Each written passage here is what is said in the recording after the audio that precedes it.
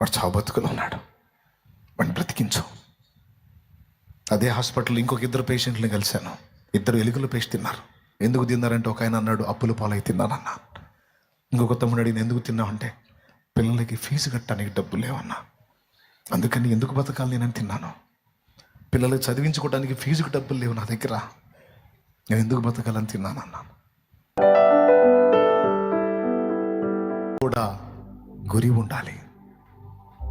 ప్రార్థన చేసేటప్పుడు కూడా వైనంతైనా లేకుండా అన్నీ కలిపి కొడతా ఉంటారు. పర్టికులర్ పాయింట్ని ట్రిగర్ చేయాలి మనం. బైబిల్ మీరు గమనించండి, చాలా జవాబు పొందిన ప్రార్థనలు ఎలా ఉన్నాయో తెలుసా? చాలా స్పష్టంగా ఉన్నాయి. మనం ఏదో గలిబిలిగా ఏదో ఒకటి కలిపి కొట్టేస్తాము. No no no no. నా వ్యక్తిగత జీవితంలో చాలా నేను అనుభవించాను. కలిపి కొట్టిన ప్రార్థనలకు చాలా వాటికి జవాబులు నాకు స్పష్టంగా అర్థం కాలేదు, కానీ పర్టికులర్గా ప్రత్యేకంగా కొన్ని పాయింట్స్ని పెట్టుకొని ఆ పాయింట్స్ నేను ట్రిగర్ చేసినప్పుడు ప్రేయర్లో స్పష్టంగా వాటికి జవాబులు రావటం చూశాను నేను.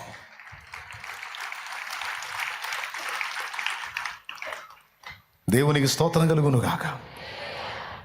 మొన్న ఒక కుర్రాడిని పాము కలిసింది. డాక్టర్ దగ్గరికి వెళ్ళి కలిశాను నేను. ఇక్కడ పరిచారకుడు. డాక్టర్ చెప్పింది డేంజర్ సార్, బ్రతకడు చాలా కష్టం, మేము మా వంతు ప్రయత్నం చేస్తున్నాం, అవయవాలు మిగిలిన అన్ని డ్యామేజ్ అని, ఒక గుండె సరిగ్గా పనిచేస్తుంది, ఆ ఒక్కదాన్ని ఆధారం చేసుకుని వైద్యం చేస్తున్నాం, అది కూడా రిపేర్ అయిందంటే చేయగలిగిందే లేదు, విషం ఎక్కింది చాలాసేపు అతను చూసుకోలేదు, రక్తపింజర కరిసింది అని చెప్పింది ఆమె.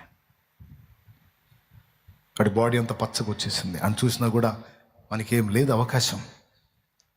దాదాపు డేంజర్ కండిషన్లో ఉన్నాడు. వన్ రిపోర్ట్స్ నర్సరావుపేటలో వేరే హాస్పిటల్కి పంపిస్తే వాళ్ళు చెప్పేశారు ఇది కష్టం సార్ బ్రతకటం అని. మధ్యరాత్రి లేచి మోకాళ్ళు లేచా, ప్రభువా నా కడుపును పుట్టిన బిడ్డ ఆ స్థితిలో ఉంటే నేను తినగలనా, నేను నిద్రపోగలనా? వాడు కొన్ని సంవత్సరాలు నీ సన్నిధిలో పరిచర్య చేశాడు ప్రభువా, నా ఆత్మీయ బిడ్డ, వాడు చిన్నోడయ్యా, మొన్ననే వాడికి పుట్టిన బిడ్డకి నేను పేరు పెట్టాను ప్రభువా, వాడు చావు బతుకులో ఉన్నాడు, వాడిని బ్రతికించు. అదే హాస్పిటల్లో ఇంకొక ఇద్దరు పేషెంట్ని కలిశాను. ఇద్దరు ఎలుకలు పేస్ట్ తిన్నారు. ఎందుకు తిన్నారంటే ఒక ఆయన అన్నాడు అప్పుల పాలై తిన్నానన్నా. ఇంకొక తమ్ముడు అడిగింది ఎందుకు తిన్నావు అంటే పిల్లలకి ఫీజు కట్టడానికి డబ్బులు లేవన్నా, అందుకని ఎందుకు బతకాలి నేనని తిన్నాను. పిల్లలకి చదివించుకోవడానికి ఫీజుకు డబ్బులు లేవు నా దగ్గర, నేను ఎందుకు బతకాలని తిన్నానన్నాను. ఆ ముగ్గురిని నేను ఆ రోజు మోకాళ్ళేసి మధ్యరాత్రి కన్నీరు గార్చి ప్రార్థన చేశా.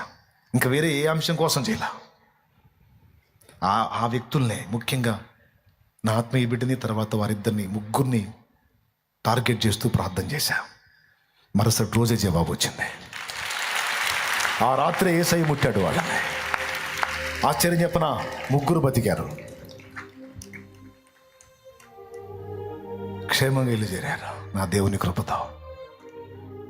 ప్రేయర్ చేసినప్పుడు కూడా గలిబిలి గందరగోళంగా చేయకూడదు, స్పష్టంగా పాయింట్స్ని ఎత్తి చేయాలి.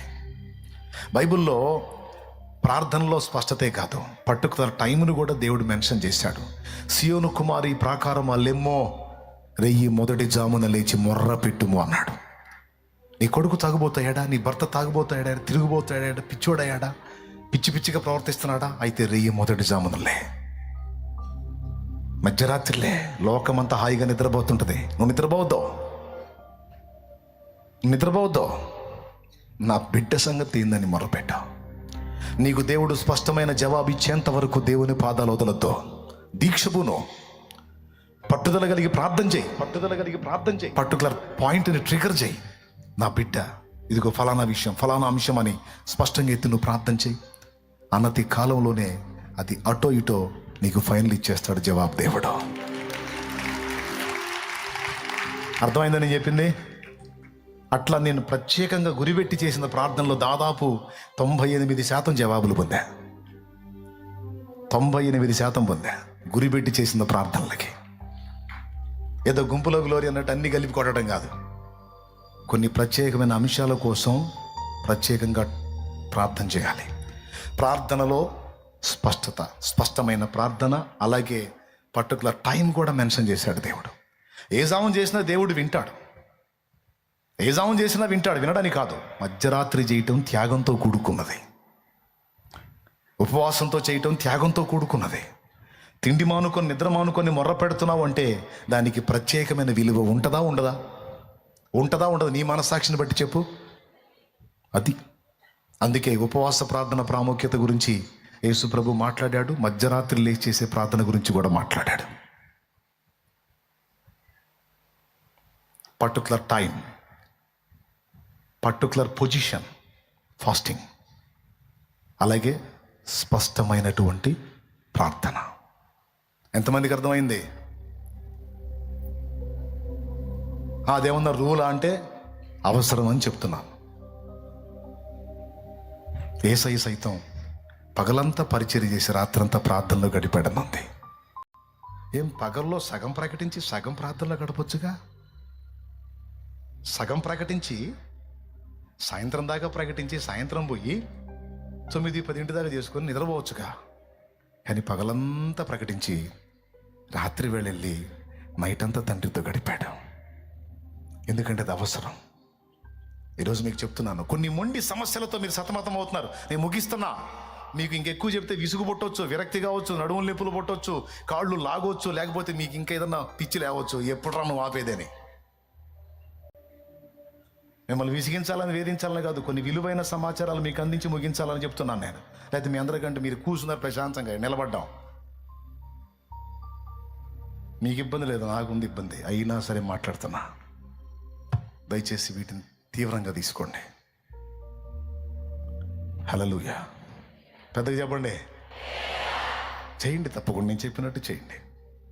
కొంతమంది అంటారు, అన్నా ఆయన మారట్లేదన్నా. నేను చెప్తాను, రేయి మొదటి జాము లేచి మొర్రపెట్టావు, నీ కన్నీరు ధారాపాతంగా కారణేవు, నా తండ్రి జవాబు వచ్చింది. నీకు ఆన్సర్ వచ్చిందాక నువ్వు వదలకూడదు. నువ్వు వదలవు అన్న సంగతి ఆయనకి తెలియాలి. గురిపెట్టి ప్రార్థించు. నిర్ణీత సమయంలో ప్రార్థించు. అవకాశం ఉంటే అప్పుడప్పుడు ఫాస్టింగ్ ఉండి పొట్ట మార్చుకుని కూడా ఉపవాసంతో ప్రయత్నించు. ఆన్సర్ ఖచ్చితంగా వచ్చింది. దేవుడిస్తాడు. నీకు మతిపోయే కార్యాలు చేస్తాడు ఆయన. అద్భుతాలు చేస్తాడు ఆయన. ఎన్ని సాక్ష్యాలండి, ఇందాక ఎన్ని సాక్ష్యాలు ఆపేశారు. ఇంకా నాకు అనిపించింది ఇంకా కాసిన చెప్తే వింటే బాగుండు అనిపించింది. ఈ రాత్రి తిండి తిప్పలు నిద్ర అన్ని పక్కన పెట్టి వచ్చావు. లోకమంతా హాయిగా నిద్రపోతుంది, నువ్వు దేవుని సన్నిధిలో గడుపుతున్నావు. ఇందులో త్యాగం ఉంది. ఇది దేవునికి సీరియస్, తీవ్రంగానే తీసుకుంటాడు దీన్ని. కాబట్టి ఈ రాత్రి మీరు ప్రార్థన చేయబోతున్నారు. కాబట్టి ఏది చేసినా, జీవించిన ఒక గురి, ప్రార్థించిన ఒక గురి, ఈ రెండు మీరు మర్చిపోవద్దు. పరిచర్య చేసినా దానిలో స్పష్టత. ఒక డే ఖర్చు అయిపోయిందంటే అది అర్థవంతంగా ఖర్చు అయిందా, వేస్ట్గా ఖర్చు అయిందా అనే గ్రహింపు నీకు నాకు ఉండాలి. మనకి ఇవ్వబడిన దినాలు కొన్ని, అవి వేస్ట్గా పోనీయకూడదు. Praise the lord.